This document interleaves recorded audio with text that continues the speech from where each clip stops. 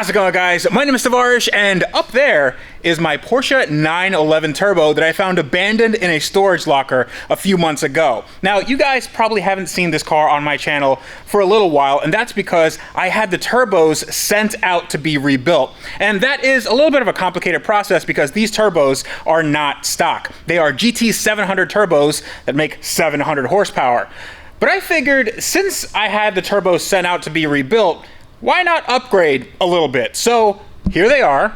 These are the upgraded units, and I didn't want to go too crazy, so instead of a 700 horsepower, these make 1,000.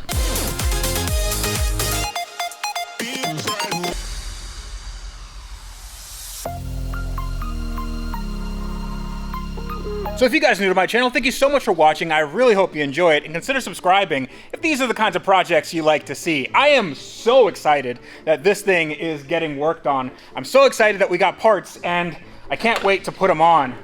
Now, right here is where all the magic happens, right underneath the car. Hold on. Yeah, that's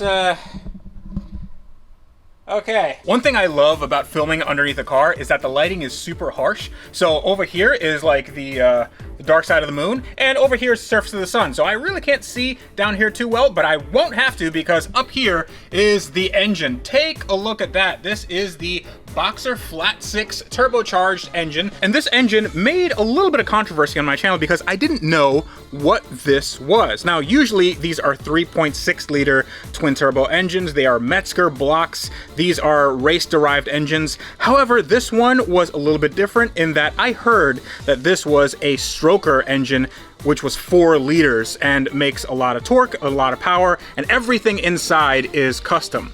Turns out that's not the case. Instead of a 4 liter, this is a 4.2 liter. This is quite possibly the biggest engine you can put in here and then slap 2 turbos on it. This is good for more than 1,000 horsepower, which is insane. This makes this car a runway car. In addition, it has some built gearing. I believe that there's some aftermarket gear sets inside the transmission.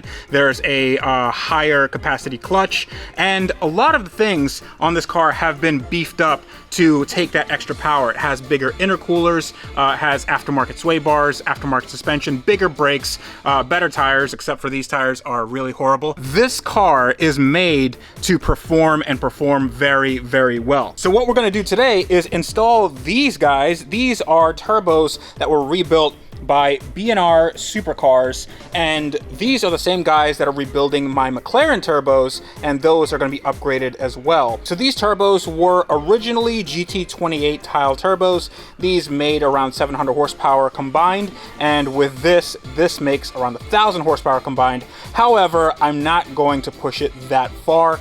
I don't want that much power. I don't have any need for that much power.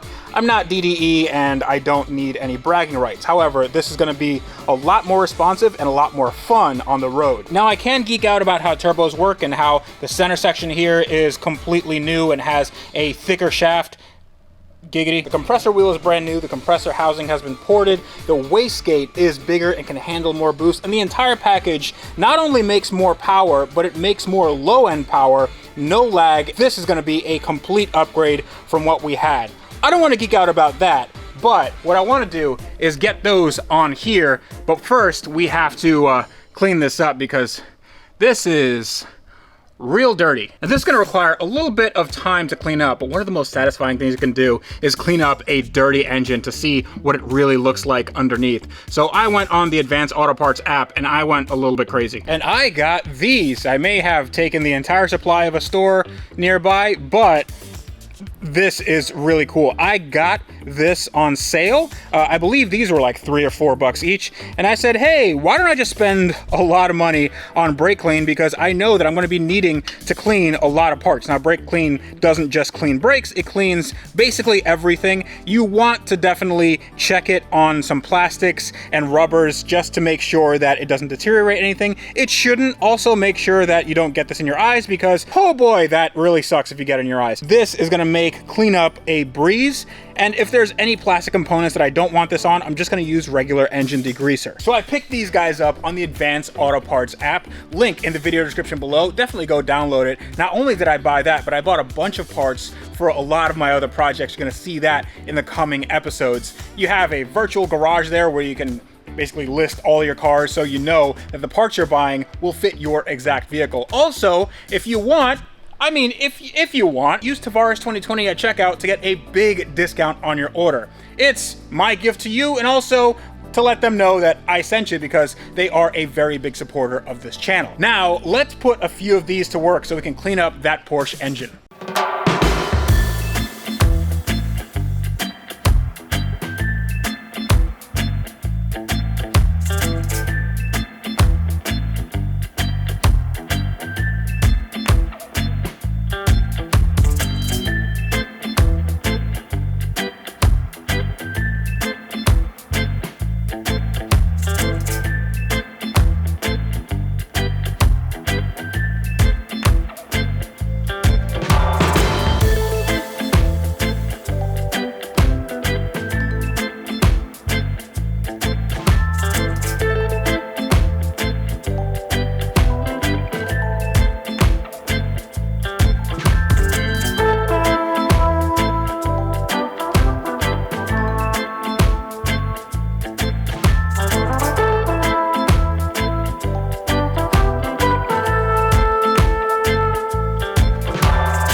All right, so we have stuff mocked up, and on the face of it, everything fits like it should. However, there has been a little bit of a hiccup because I didn't take this car apart, and we also are installing new components with slightly different fitment, slightly different tolerances. So these are the stock exhaust manifolds. They go right into the turbo. The same thing on the other side. Now, this turbo fits pretty good, except for the fact that I can't fit the wastegate in here. And the wastegate is what regulates the boost. It's this thing right here. You can see the awesome B&R logo. Now, this wastegate differs a little bit from what this turbo had on it stock. And you can see that it kind of kicks out a little bit. It potentially could fit on my turbo. However, it's a little loose. So what I'm gonna do right now is I'm gonna make sure that this turbo is clocked properly, meaning that the turbo inlet and outlet for the oil is right. Actually, it's 180 degrees off. This is the inlet and the outlet is up there. It's supposed to be the other way around because there's like a reservoir tank that goes in here. I'll show you all that in a little bit. The other side, however, looks really good. The fitment is on point. You can see that I kind of mocked up the hoses right here and right here. Everything is where it should be, and the wastegate is very accessible right here. This is not bolted on by any means. It's just kind of mocked up.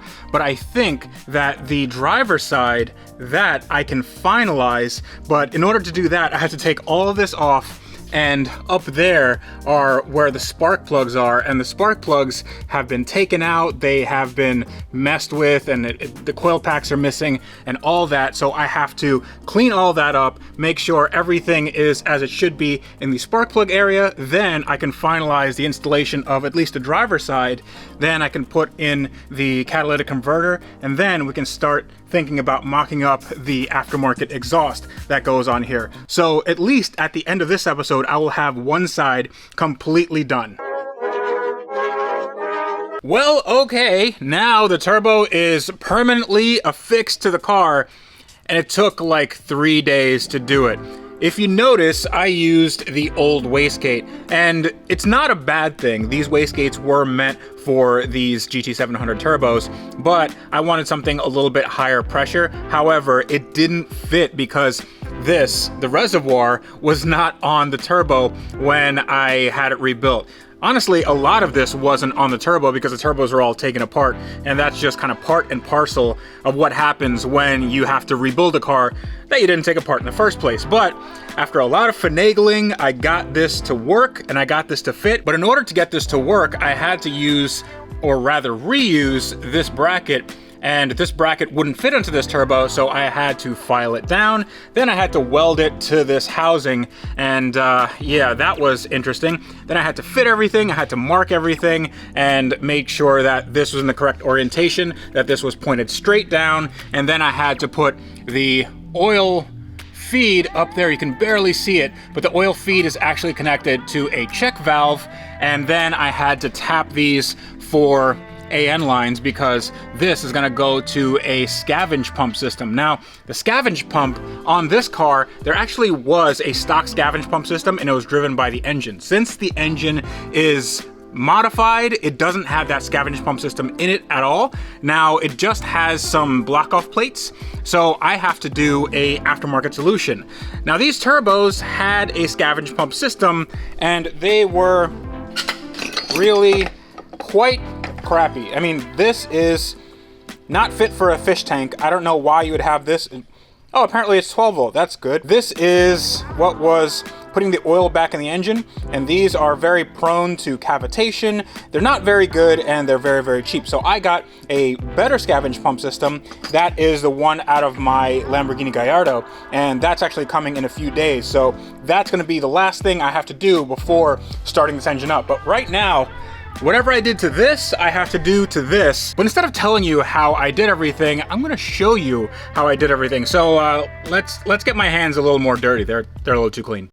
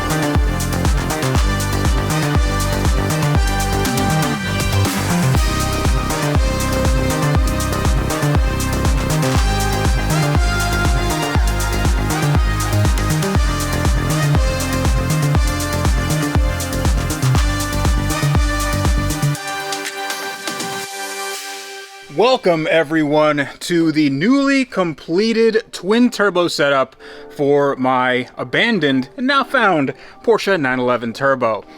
This was, no lie, like 3 or 4 days in the making, and it's still not finalized. Obviously you can see that I have some O2 sensor wires here. There are some vacuum hoses that still need to be connected. I will connect those later, and there have to be some connections made to the scavenge system. Now, I kind of glossed over that a little bit, but here's how it works. Now, the scavenge system is necessary because oil goes in the turbo at high pressure. It goes up at the top. Well, I mean, you can't see it here. In normal situations, in any other car other than a Porsche, the turbos would be higher than the oil pan, meaning that the turbos would gravity feed the oil down to the oil pan, and that's how the oil return system would go. These turbos, however, are on the bottom of the engine. You can see the oil pan is right here and the drain is right here, so there's no gravity feeding over here. Now, what's necessary is called a scavenge pump, or just a scavenge system. What it does is it takes the oil, this is an oil reservoir, this is where all the oil collects. It goes in here, and then it goes through a pipe, and that goes into the engine. Now, I mentioned that the engine already had a delete of sorts of that pump, so we're not going to be using that, but we are going to be using an aftermarket solution. I did drill and tap this for an AN fitting, so this is going to be a 6 AN. That's going to go into here. I'm going to put a T. That's going to go back here, and then right back here is where I'm going to put a really big oil pump. Actually, I'm going to put it up here just in this recess because it's not going to get too hot there. But the pump is called a TurboWorks Exa pump, and it is one of the best scavenge pumps you can get. And that's going to be my system there. There's also going to be a check valve just to make sure that when the car is off, the oil doesn't go back into the turbo or go back in through the return, and that's going to be about it. Now, I have to do a few things as far as this. This is a silicone hose, and as you can see, the silicone doesn't exactly line up. It's a little bit off kilter. That's because these were installed improperly. These are the bigger intercoolers, and you can see right here that they are aluminum. Usually they're plastic end tanks, but these are aluminum. They're upgraded and they're good for a lot of power. However, when they were installed, I don't know who installed them, but they didn't use the stock brackets, and they are a little bit sunken downward, so I'm gonna have to take off this bumper and realign them. But back here, you can see that, yes, I am going to be using catalytic converters. These are high flow cats from FabSpeed. And in fact, there's a good FabSpeed exhaust here. It's going to sound awesome. Usually these cars sound like vacuum cleaners, but this one definitely won't. I've used FabSpeed in the past, and it's a pretty good coincidence that this car came with an already good exhaust. So the reason why it took that long to do this turbo setup is because I'm not the one who took this car apart, and I have no idea who put this car together. I mean, this car has been apart and together a bunch of times. I do know who did the original build, and I do know who put the turbo kit on originally, but many moons have passed since that happened. So I'm not gonna put blame on anybody. This car has been to a lot of people. I'm just trying to make it right now. And that has been a little bit difficult just because there's like a billion pieces that came with the car. I don't know which ones are good or which ones are usable, but hopefully we have a good setup now. So in the next episode on this car, I'm gonna be starting it for the first time, and hopefully that engine is still good, because if not, that is very expensive. I mean, that engine, if I wanted to get just a bone stock 3.6 liter, that would have been like 15 grand used on eBay. So hopefully that's not bad, because that engine is a 4.2 liter stroker. It has a forged crank, forged pistons. Everything is super custom, and that engine by itself is probably like $50,000. So hopefully that's good. Hopefully it's good. Also, I have to figure out what ECU is in this thing and how I can tune it. Since this car was released, there have been a lot of tuning solutions. I can do like a Cobb access port, which is kind of like a piggyback. Maybe it even has a standalone, which I can just connect a laptop to, and then I can go on the dyno and tune this. I don't know if I'm gonna do E85. There's a lot of options when it comes to tuning these cars. I just have to figure out which one is right for me. But until next time, this is me reminding you guys that on cars like these with amazing 1,000 horsepower turbo kits, you guys should build it better. And to do that, you need to wrench every day.